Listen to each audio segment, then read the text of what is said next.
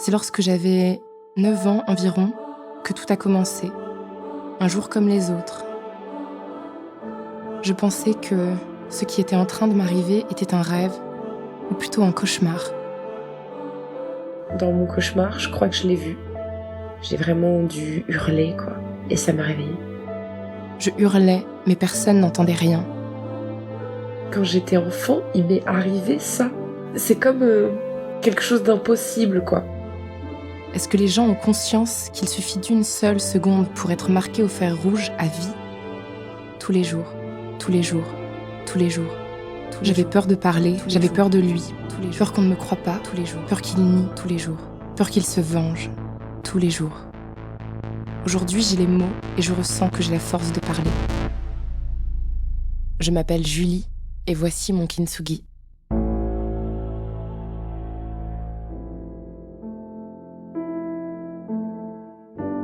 Je connais Julie, ma meilleure amie, depuis qu'on a 12 ans.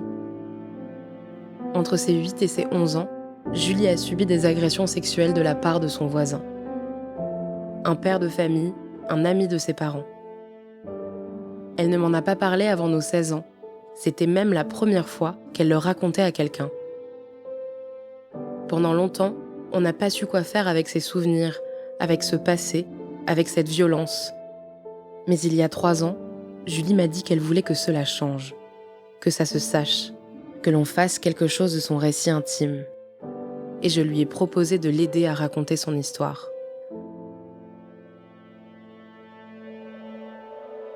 Pour rendre sa parole publique, pour qu'elle soit dite et transmise, j'ai commencé à enregistrer certaines de nos conversations, nos discussions avec sa famille et nos rencontres avec des spécialistes.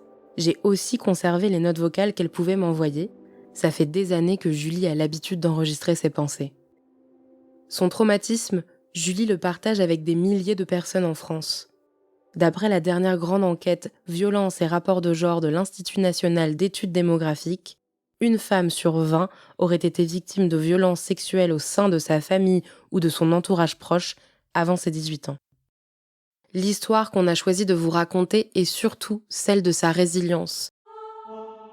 Une reconstruction toujours en cours et amorcée bien avant qu'on ne se lance dans ce podcast. Julie appelle ça son kintsugi, d'après l'art ancestral japonais de réparation de la porcelaine brisée, qui plutôt que de les cacher, met en avant les fissures avec de l'or. Vous écoutez Kintsugi, l'histoire de ma reconstruction, un podcast de Nina Pareja avec Julie, produit et réalisé par Slate.fr. Il y a quelqu'un qui a essayé de rentrer et de forcer notre porte. C'est cet acte qui va déclencher la parole de Julie. Nous sommes en 2011, en vacances en Tunisie. Un homme qui séjourne dans le même hôtel que nous regarde depuis quelques jours avec insistance. Elle le raconte dans une note vocale, enregistrée avant notre projet de podcast.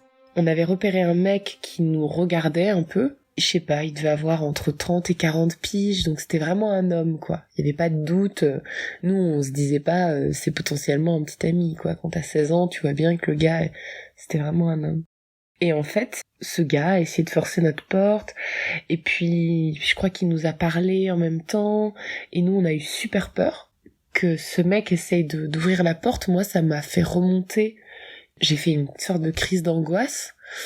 Et donc, du coup, j'ai dû expliquer à Nina ce qui se passait, quoi. Elle me dit, mais qu'est-ce qui se passe? Et je lui ai dit que, en fait, c'était pas que un gars qui essayait de rentrer par effraction dans notre chambre. C'était, en fait, symboliquement, c'était quelque chose déjà qui était déjà arrivé. Et en fait, que j'avais été abusée par le père de ma meilleure amie quand j'étais petite, entre mes 8 ans et mes 11 ans. Avant ce soir-là, Julie n'avait jamais parlé à personne des agressions subies dans son enfance. Ça m'a libérée. Vraiment, ça m'a libérée d'un poids parce que tout d'un coup, c'est bête, mais si je mourais, il y avait une personne qui le saurait, quoi, qui serait au courant, ça change peut-être pas grand-chose, mais pour moi, ça a changé quelque chose à ce moment-là. On en discute toute la nuit. Elle me confie sa peine, la solitude dans laquelle elle a évolué, la honte qu'elle a ressentie. À ce moment-là, ça fait 7 ans qu'elle se tait. 7 ans qu'elle est dans le silence. Il y a quelque chose de très important qui est ce qu'on appelle l'évitement. Thierry Bobet est professeur de psychiatrie de l'enfant et de l'adolescent à l'université Paris 13. Il est aussi chef du service de psychiatrie à l'hôpital Avicenne de Bobigny. C'est-à-dire que les victimes, et les petites victimes en l'occurrence, vont peu à peu organiser leur vie pour essayer de faire en sorte que ça revienne moins, que ça revienne pas, d'éviter tout ce qui pourrait ramener tout ça. Et dans ce qui peut ramener tout ça, bien sûr, il y a le fait d'en parler. C'est aussi une stratégie de protection, de pas en parler, pour pas réveiller le traumatisme, pour pas le rendre plus vrai, plus actuel, d'amener plus de détresse finalement. Donc cet évitement, il est important, c'est aussi une raison pour laquelle les gens ne vont pas demander de soins, souvent, dans le traumatisme. En parler, ça serait pire. Bon, il y a d'autres symptômes dans le trouble post-traumatique, il y a un état d'alerte permanent, et puis il y a aussi des effets sur les émotions, avec notamment des vécus de honte et de culpabilité, qui sont très présents et qui vont là aussi gêner la parole. Alors ce qu'on voit quand même, et ce qu'on a vu par exemple avec la commission sur les abus sexuels dans l'Église, c'est que beaucoup de ces personnes, quand elles étaient enfants, elles ont parlé. Parfois de manière un peu prudente, etc., mais elles ont essayé de faire comprendre des choses à des adultes, et que très souvent ça n'a pas été entendu, ou ça a été banalisé, ou ça a été minimisé, ou on leur a répondu des choses comme « tu vas pas nous faire ça, tu nous as pas fait ça ». Ce genre de d'énoncés qui sont vraiment à ce moment-là un deuxième traumatisme pour l'enfant, je dirais presque aussi grave que l'agression, qui est si j'essaye de parler, on va me dire que c'est faux, on me croit pas, et à la limite on préfère l'agresseur à moi, quoi. Donc ça c'est aussi un mécanisme très très puissant, les gens qui ont essayé de parler enfant, et qui n'ont pas été écoutés ou pas été compris, voire dont la parole ont été déniées, parfois il leur faut 40 ans avant d'en reparler. Lors de l'une de nos conversations, Julie m'explique pourquoi il est plus simple de me parler à moi plutôt qu'à sa famille. Là, la particularité, c'est que on était suffisamment proches pour que je te le dise, mais t'étais pas dans ma famille non plus. Donc en fait, c'était quand même encore extérieur à des proches. En fait, je ne voyais vraiment pas comment en parler avec ma mère et mon père, parce qu'en fait, ils le connaissaient. Et ça change tout quand tu dis à un ami, voilà, telle personne m'a fait ça, il prend connaissance de l'événement, mais en fait, il est pas directement inclus. Là, moi, j'imaginais tout le feedback qu'ils allaient se faire en se disant, mais en fait, toutes ces années, c'était notre voisin, on le croisait, on avait nos enfants qui étaient amis, et on s'est douté de rien, quoi. On les a invités à manger, enfin, et moi, je me voyais pas, ils allaient tout de suite voir, quoi. Enfin, ouais. C'était, en termes d'imagination, je me voyais pas leur exposer ça, leur dire, bon, bah voilà, c'est ça, la réalité, en fait. C'est ça. J'ai mis des mois pour aborder de nouveau le sujet avec elle. Peut-être 1 an. J'avais peur de la blesser en lui en reparlant. En tant qu'amie, je me suis toujours demandé si j'avais bien réagi. Quand on recueille une parole comme ça en tant qu'ami, c'est d'abord une grande marque de confiance. Je pense que la personne qui révèle ce secret ou ces événements attend toujours un certain nombre de choses. D'abord, d'être écoutée par quelqu'un qui va essayer de la comprendre. En partie, on peut jamais comprendre complètement l'expérience qu'une autre personne a vécue, mais on peut faire des efforts pour essayer de comprendre ce que ça veut dire, ce qu'il y a derrière les mots, etc. Et puis, ce qui est attendu aussi sans doute, c'est que la personne ne disparaisse pas, c'est-à-dire qu'elle soit là aussi la semaine suivante, ou le lendemain, de vérifier que ça ne tue pas la relation amicale, qu'on est quand même digne d'être une amie, par exemple. Enfin, il y a tous ces aspects-là, si vous voulez, qui sont très importants. Les personnes ne parlent pas facilement des traumas dont elles ont été victimes, des traumas sexuels dont elles ont été victimes, parce que ce qu'elles ont appris depuis que ça leur est arrivé, c'est que si on parle, bon, soit on va pas être cru, etc., soit ça va faire peur aux gens, et les gens vont disparaître, soit les gens vont se sentir trop mal, et on va être responsable de la détresse de quelqu'un d'autre, etc. Donc il y a vraiment des choses dans la relation qui sont très importantes. Moi je dirais, c'est sans doute remercier pour la confiance qui nous est faite, et puis dire qu'on est là, qu'on essaye de comprendre, que s'il y a besoin de quelque chose, on peut aider, qu'on peut accompagner, qu'on peut essayer de comprendre, demander à la personne ce qu'elle attend aussi. Parfois c'est pas grand-chose de plus que ça. Et puis après, c'est vrai que c'est dur de rester avec une révélation de ce type-là pour soi. Quand on rentre chez soi, on cogite, on se sent pas bien, on se dit qu'est-ce que je devrais faire. Alors là, il y a toujours la possibilité d'appeler des tierces personnes, l'aide professionnelle, quoi. Et l'aide professionnelle, c'est l'aide psychologique et l'aide juridique. Dans des systèmes qui garantissent l'anonymat, mais c'est un peu dur de rester tout seul avec cette révélation-là.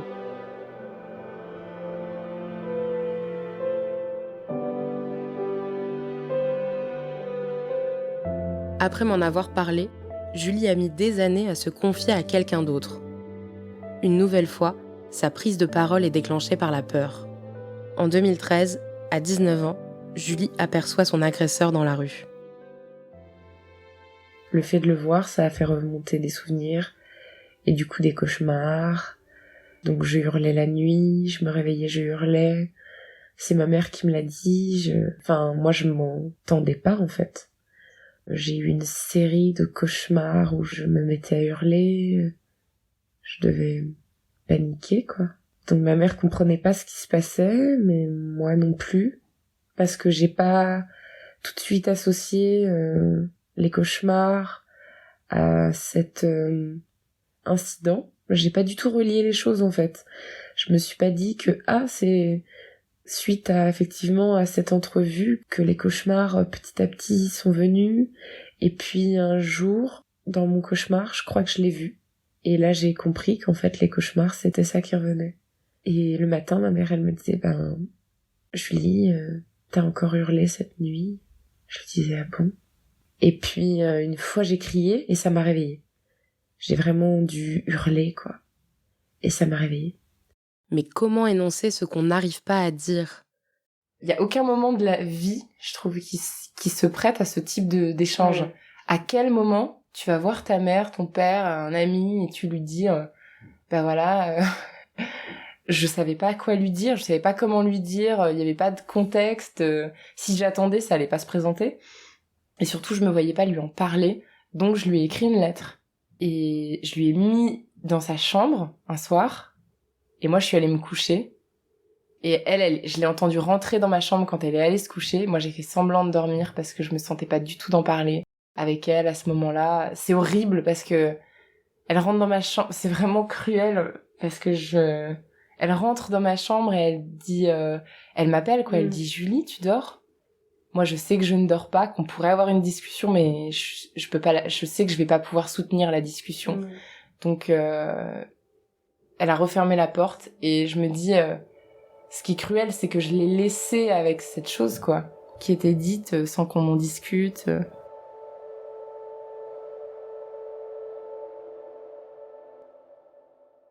Maman, si je t'écris cette lettre, c'est que les mots me manquent pour te parler, pour te dire ce que je voudrais te dire depuis des années, sans parvenir à sortir un son de ma bouche. Je crois que parfois, la vie nous dépasse, sans que l'on comprenne pourquoi et comment cela est arrivé. Comme si tout dérapait sous nos pieds. Je veux que tu saches que je t'aime profondément et que si je n'ai pas réussi à t'en parler avant, c'est que je ne pouvais pas.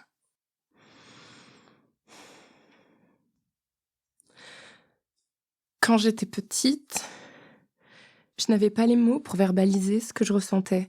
Des choses, des émotions brutes, sans nom, sans case. Au début, je n'y croyais pas. Je pensais que ce qui était en train de m'arriver était un rêve, ou plutôt un cauchemar. Puis la répétition des faits m'ont obligée à accepter que ce qui se passait était réel. Je hurlais, mais personne n'entendait rien. En moi, je criais, mais je ne disais rien. Je voulais que tu saches, sans avoir à te le dire. J'espérais que tu devines, que tu le vois dans mes yeux. Tu sais, même petite, j'ai toujours su maîtriser mes émotions. Les contenir pour laisser paraître que ce que je voulais faire voir. Mais maintenant, j'ai envie de lever le voile sur le passé pour me libérer de toutes ces années de silence.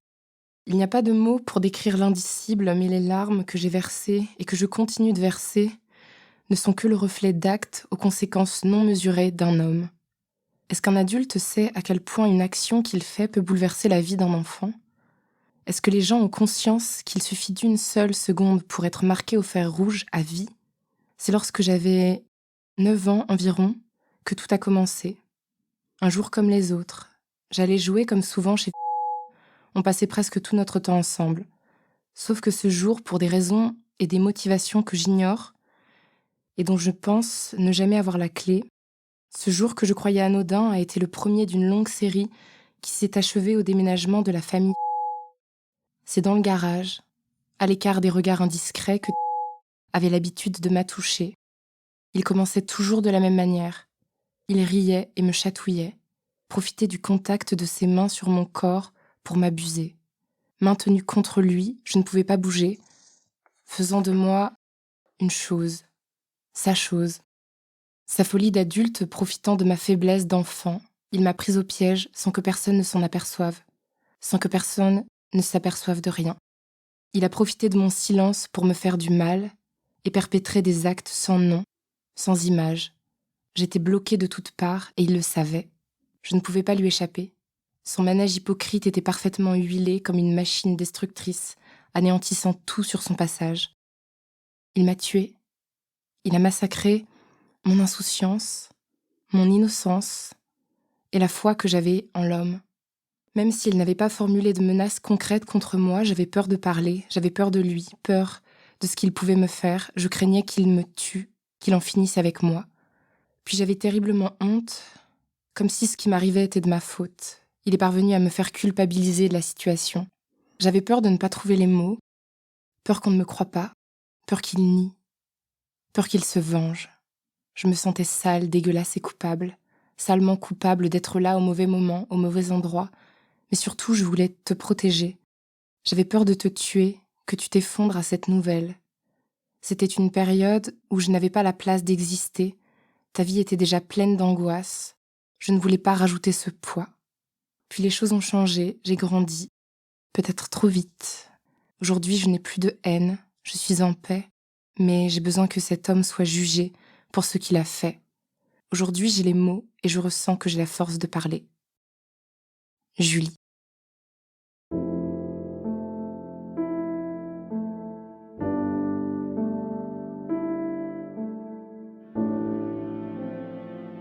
Malgré cette lettre, Julie et sa mère n'en ont pas beaucoup parlé ensemble. On n'a jamais trop discuté aussi de sa part de culpabilité à elle, enfin tu vois, c'est un sujet qui n'a pas tellement été ouvert, enfin pas tellement été traité, puisque nous on en a parlé en gros 2 fois. Et 2 fois moins de 10 minutes. Le podcast c'est un peu un prétexte pour trouver une légitimité d'avoir ces discussions ensemble. Moi je trouve ça beau parce qu'en fait c'est une manière d'ouvrir le débat qui, je pense, ne se serait pas présenté s'il n'y avait pas eu de podcast, en fait. Le quotidien permet pas vraiment d'introduire ce type de sujet, en fait.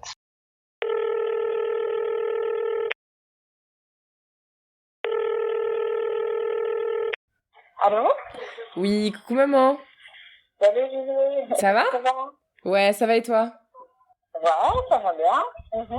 Là, je suis à Paris et du coup, je dors chez Nina et on se disait qu'on voulait, tu sais, recaler un rendez-vous, comme je t'avais dit, là où on ferait un entretien toutes les deux, enfin toutes les trois du coup. Et Nina, elle proposait que ce soit ce samedi, toi, tu serais libre? Ce samedi-là, bah oui, normalement. Ouais, normalement, j'ai rien, ouais. D'accord. Du coup, on te retrouve chez toi, hein? Samedi, on se retrouve chez toi? Oui, si vous voulez. Oui. Ou tu veux ailleurs? Non. Non, chez toi? Ok. Bon, bah, on fait ça. Bon. Tu nous reprécises l'horaire? Tu m'envoies un texto? Ouais. Ok. Bon, bah écoute, bisous, alors à vous deux. Ouais, bisous maman. C'est pas évident d'avoir ce genre de conversation. Mais c'est pas évident. En se disant, va y avoir un micro. Non, moi je pense que c'est pas tant que ce soit enregistré que d'avoir la discussion qui est stressant. Un petit peu des deux, quoi. Ouais, parce que c'est pas... Enfin, je veux dire, moi, les grandes discussions que j'ai eues avec ma mère, ça peut se compter sur les doigts d'une main. Non, mais c'est vrai. Enfin, tu vois, on n'est pas dans une famille où l'expression... La communication, c'est le nerf de la guerre, quoi. Pas du tout. Après, c'est pas forcément parce que t'es dans une famille où ça communique bien que tu vas le dire plus facilement. Mais je pense que ça peut aider quand même, puisque si t'as l'habitude de discuter avec tes parents, le jour où il t'arrive quelque chose, t'es peut-être plus à même dans la continuité de la discussion précédente, de dire bon bah là, il m'arrive un truc. Quand il y a déjà un dialogue d'instaurer, c'est un autre fil, quoi. 3 jours plus tard, nous sommes chez sa mère. C'est trop bizarre de voir sa chambre.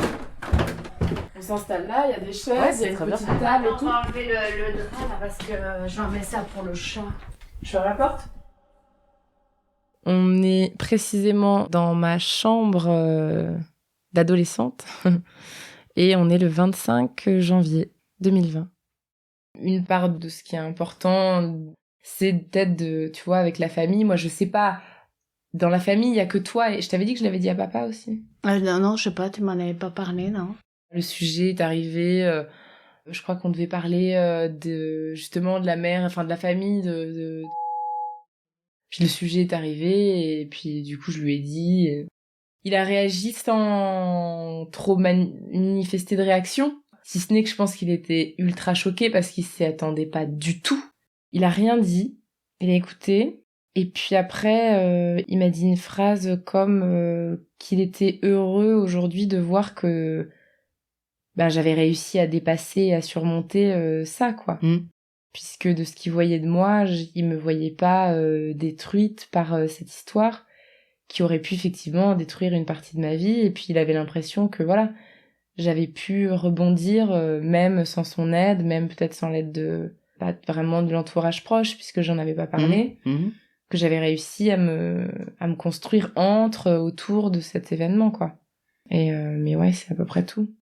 Mais je me souviens de le voir abasourdi en fait. C'est sûr, moi aussi, ça a été vraiment Enfin, j'ai été sidérée, quoi, d'apprendre ça, parce que je me suis jamais... j'ai jamais eu de doute, ni de... Puis j'ai jamais rien ressenti chez toi toi, une peur d'aller chez eux, ou... Rien du tout, non, j'ai rien vu, hein. Non, mais je pense que c'était totalement invisible. Ouais. Mais c'est ce que je comprends pas, c'est pourquoi ne pas l'avoir dit, quoi. Je pense que moi, à l'époque, il y avait plein de choses qui faisaient que... déjà, j'étais ultra choquée. J'étais vraiment sidérée, en fait. C'était quelqu'un que je connaissais, que je côtoyais, mais depuis je sais pas combien de temps. C'était le père de mon ami. Enfin, c'est comme un truc impossible. Il m'arrivait un truc impossible, donc mon cerveau n'arrivait pas à imprimer. Et je pense que le jour où ça m'est arrivé, la première fois, j'étais dans un état... Je suis rentrée, je sais pas, c'était l'après-midi, en fin de journée, quoi. Je me suis assise sur le bord de mon lit, et je crois que j'ai pas bougé pendant des heures. J'ai cette sensation d'être comme ça, bloquée. C'était impossible à... Ah ouais, à ce moment-là, je sais pas pourquoi c'était impossible à formuler, quoi. Et puis après, comme je l'ai pas dit la première fois, je me suis dit, mais si je le dis maintenant... on va pas me croire. Puis en plus, lui, il jouait tellement le père modèle, le mec qui fait des travaux pour sa famille, qui refait la chambre de ses enfants. Vraiment, il jouait le mec un peu, voilà, enfin, il avait cette apparence sociale d'un bon papa, quoi. Je me suis dit, mais on va jamais me croire. Et je sais pas pourquoi je me suis dit ça, d'ailleurs. Bah oui. Je me suis dit, on va jamais me croire. C'est trop tard, quoi. Puis j'avais peur aussi que lui, il me fasse du mal, tu vois, parce que bon, clairement, je me suis dit, ça se trouve, il peut me buter. Pendant longtemps, maintenant, j'ai plus cette peur-là. Mais pendant longtemps, enfant, je me suis dit, il va me tuer. Mais j'ai jamais su, justement, enfin, jusqu'où il était allé, quoi, ce qu'il avait fait exactement, quoi. Il te disait qu'il t'aimait, qu'il te serrait dans les bras, des choses comme ça. Disons que il me caressait le corps, essentiellement le ventre et la poitrine. Même si au moment où elle a commencé, j'avais pas de sein, tu vois, j'ai commencé à les mains, donc voilà. Et une fois, il a essayé d'introduire, je pense, il avait voulu introduire, il avait peur, je pense, de faire quelque chose peut-être qui se serait vu. Donc si, à un moment donné, tu pénètres un gamin, tu prends le risque, surtout une fille, soit de briser son hymen ou quoi. Donc je pense que lui, en fait, aujourd'hui, je me dis, il devait juste essayer, il devait me caresser, en fait. Donc le sexe, le clitoris, mais pas... Et une fois, il a essayé certainement de s'introduire dans mon vagin, mais il n'est pas vraiment rentré, quoi, tu vois. Il l'a fait qu'une fois. Sinon, c'était essentiellement des caresses. Il me caressait, ouais, les seins, le ventre, le pubis, le clitoris. Mais quand t'es petit, je savais pas que c'était un clitoris, en fait. Je me dis, mais qu'est-ce qu'il fait? Tu vois, tu te dis, mais tu comprends pas du tout ce que c'est. Mais moi-même, en plus, je connaissais pas mon corps, donc je comprenais pas où est-ce qu'il était, en fait. Je savais pas, un sexe de femme, on t'explique pas forcément quand t'es gamin. Alors voilà, t'as des lèvres, et puis ensuite t'as ça, t'as ça. Moi, je voyais juste qu'il me touchait le sexe, quoi, tu vois. Quand je t'ai écrit, c'était parce que je pouvais pas le dire, en fait. Je me suis dit, si je ne l'écris pas, je vois pas comment je pourrais le dire. Je pouvais pas en parler, quoi. Ce cap de la parole, de mettre de l'air, du son, que ça sorte de ma bouche, impossible. Bon, bah, heureusement, ils ont déménagé parce que... Ouais. C'est ça qui a mis un terme, hein. Ouais, Une fois, j'ai été dormir chez eux, d'ailleurs. Et il a essayé d'abuser de moi pendant mon sommeil. Sauf que je dormais en quinconce avec... Et donc, j'ai donné des coups de pied, mais elle s'est pas réveillée. Je comprenais pas ce qui se passait parce que j'étais ensommeillée, quoi. Mais là, je crois qu'il avait pas dû faire grand-chose parce qu'il avait dû avoir peur que peut-être sa fille se réveille ou que sa femme se rende compte que en pleine nuit, qu'est-ce qu'il foutait là Puis il faisait pas noir parce qu'on devait dormir avec une veilleuse. Donc moi, je l'ai vraiment vu, quoi. D'ailleurs, cette image, elle est restée. Cette image de voir quelqu'un se découper comme ça en contre-jour, ça m'a vraiment... C'est une des images qui m'a le plus marquée parce que d'habitude, je ne le voyais pas puisqu'il se mettait derrière moi. Il n'était pas face à moi. Mais là, c'est la première fois que je le voyais en face. Il était au-dessus, penché au-dessus de moi. Et là, c'était une vision, mais d'horreur, quoi. Puis il m'a jamais dit texto si tu parles, je te tue. Par contre, il faisait comme si c'était tout à fait normal. Comme si c'était bien et que ça n'existait pas. Il faisait comme si ça n'existait pas. Si c'était arrivé qu'une fois, j'aurais pu me dire que effectivement ça n'a pas existé, que c'est mon imagination qui a déliré une situation. Sauf que comme ça s'est reproduit plein de fois. De ce fait-là, tu osais quand même aller chez... On était amis, c'était la seule manière de se voir. Et puis si on se voyait pas un temps, on finissait toujours par... même, je me souviens, moi, une fois, sa mère qui disait « Mais je comprends pas, pourquoi vous êtes pas vus depuis quelque temps ?» Personne n'aurait compris, en fait. Moi, je pense que je voulais absolument pas qu'on sache ce qui se passait, en fait.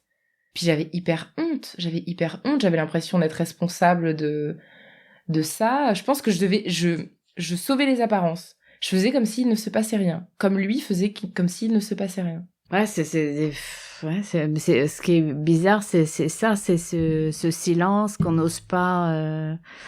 Mais ça m'a fait repenser parce que j'avais un grand-père, il y avait la maison et il y avait un grand couloir. Et puis quand on fermait les portes des chambres et la porte de la salle de bain, le couloir il était noir, si tu veux, il faisait noir. Et quand à l'époque où j'avais vraiment la poitrine qui commençait à pousser, si tu veux, et ben mon grand-père il repérait le moment où je sortais de ma chambre ou que j'allais aux toilettes, et puis il venait dans ce couloir qui est noir et pareil il touchait la poitrine en disant ah Gélia là ça pousse ou je sais pas quoi, enfin je pense qu'il faisait comme si qu'il chatouillait, toi, qu'il chahutait avec toi, et puis hop après il revenait dans la salle à manger.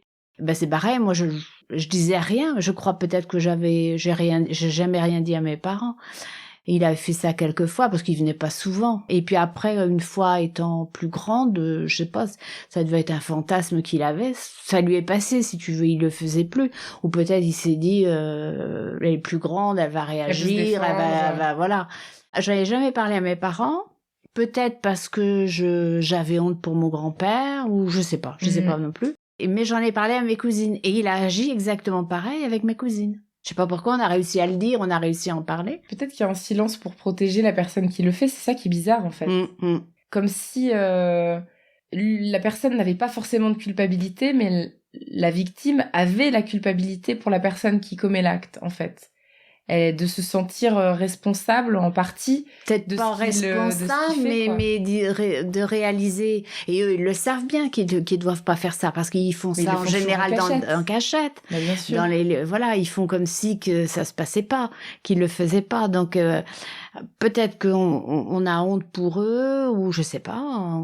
Voilà. Puis il y a pas trop de situations aussi pour dire ça. Enfin, c'est aussi ça la perversité de ces actes, c'est que dans quelles circonstances, à quel moment de la journée tu vas dire à ton parent, bah tu sais, le père d'eux ou le tonton ou machin, il fait ça. Et jamais parce que vous étiez quand même amis avec... Jamais t'as essayé de dire ton papa, je trouve qu'il est bizarre ou il fait des choses que... Elle avait une telle admiration de son père que je savais qu'il avait rien fait avec elle. Et son père, c'était un héros, en fait. Et je pense qu'à l'époque, je me suis dit, déjà, en fait, comment tu veux dire ça à un enfant qui l'a pas vécu? Enfin, je sais pas comment dire. Je ne savais pas quoi lui dire. Je savais pas quoi lui dire. Et puis surtout, je vois pas comment elle aurait pu comprendre que son père me faisait du mal, en fait. Pour elle, c'était inconcevable. Et donc, je me suis dit, c'est pas possible. Je peux pas lui en parler parce qu'elle va pas... Tu vois, par exemple, quand je lui avais dit, est-ce que tu peux m'accompagner? Elle t'a pas demandé pourquoi? Je tâtais un peu le terrain, en fait. Mais elle était dans un autre monde. Elle était pas du tout... tu peux pas imaginer ce genre de choses. C'est ça. Mais c'est ça, ce qui est fou dans ces situations, c'est que les autres ne peuvent pas imaginer ce que tu pourrais leur dire. Donc toi, tu n'arrives pas à le dire aux autres parce que tu les protèges aussi. Moi, je me disais, mais je peux pas dire ça, en fait. Je peux pas dire ce que j'ai à dire. C'est tellement horrible que je vois pas comment je pourrais le dire, en fait. Et elle était pas du tout prête à entendre un truc comme ça. Je pense qu'elle m'aurait pas cru. Mais vraiment, elle m'aurait pas cru, hein. En me disant, arrête, mon père, il fait quoi? Donc ça va pas. Mais je trouve ça bien de pouvoir s'en parler aujourd'hui. De pouvoir aborder le sujet aussi, en fait. De pas se dire, de pas cristalliser quelque chose de tabou. Ça a été tellement tabou que moi, ce qui est important, c'est qu'aujourd'hui, je puisse en parler librement. Et que les gens à qui j'en parle puissent se sentir libres d'en discuter avec moi et pas dans une pression de se dire, ah non, faut pas que j'en parle parce que je vais la perturber ou je vais raviver des souvenirs ou non, ça existe, hein, donc on peut en parler, en fait. Peut-être en parler à un moment donné, et puis si tu veux vraiment tourner la page, ne pas revenir sur cet épisode. Oui, c'est-à-dire, c'est ça, ouvrir là un chapitre, effectivement, en discuter. Après, si jamais le sujet est abordé à nouveau, parce que dans la vie, je sais pas, il y a une affaire, il y a un truc. Mais effectivement, moi, j'ai pas envie d'en parler tous les jours. Mais je pense pas qu'on en parle tous les jours, de toute façon. Non. Mais de sentir qu'on a la liberté de pouvoir le faire. Qu'on sait qu'on peut en parler, qu'on peut se dire, là, j'ai pas bien compris. Par exemple, toi, tu m'as dit que t'avais pas bien compris ce qu'il m'avait fait, tu vois. Pour moi, tu savais. Je pensais que je te l'avais dit pas ou écrit, jusqu'où il avait pu aller, enfin... Ouais. Non, aujourd'hui, je suis beaucoup plus tranquille, quoi. Et je peux en parler sans pleurer, et je peux en parler, quoi. Avant, je pouvais pas du tout faire quoi que ce soit. Le fait d'en parler, oui, voilà, ça te fait du bien, même si tu sais qu'il sera jamais jugé. Oui, a priori, il sera jamais jugé, ouais. Voilà. Ouais. Oui, je pense que c'est important d'en parler parce que, justement, c'est le seul espace de vérité, en fait. Il est dans la parole. Dans la réalité, il sera certainement jamais condamné, etc. Mais au moins, par le langage, on peut échanger sur ce qui s'est réellement passé. Et même si la parole n'a pas de portée, on va dire, de preuve, au moins je sais que j'ai ça pour échanger, quoi.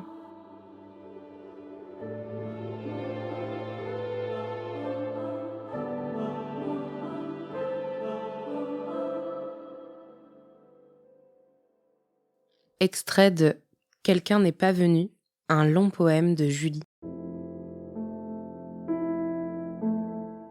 Mon corps dans le garage, comme un secret suspendu qui ne reviendra pas.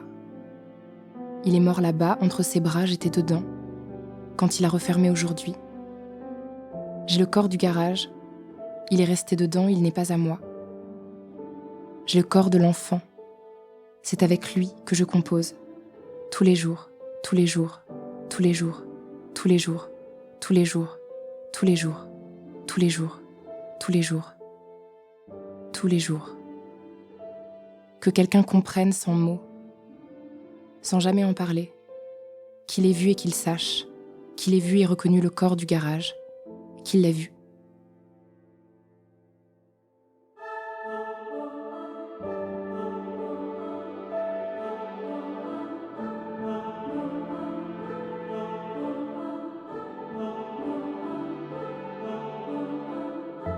Vous venez d'écouter le premier épisode de Kintsugi, l'histoire de ma reconstruction, un podcast de Nina Pareja avec Julie, produit et réalisé par Slate.fr sous la direction de Christophe Caron et Benjamin Septem-Ours. Réalisation et montage Aurélie Rodriguez. La musique est signée Thomas Loupias. Si vous êtes confronté ou préoccupé par une situation d'enfant en danger ou en risque de l'être, pour vous-même ou pour un autre enfant que vous connaissez, vous pouvez contacter le Service national d'accueil téléphonique de l'enfance en danger en composant le 119.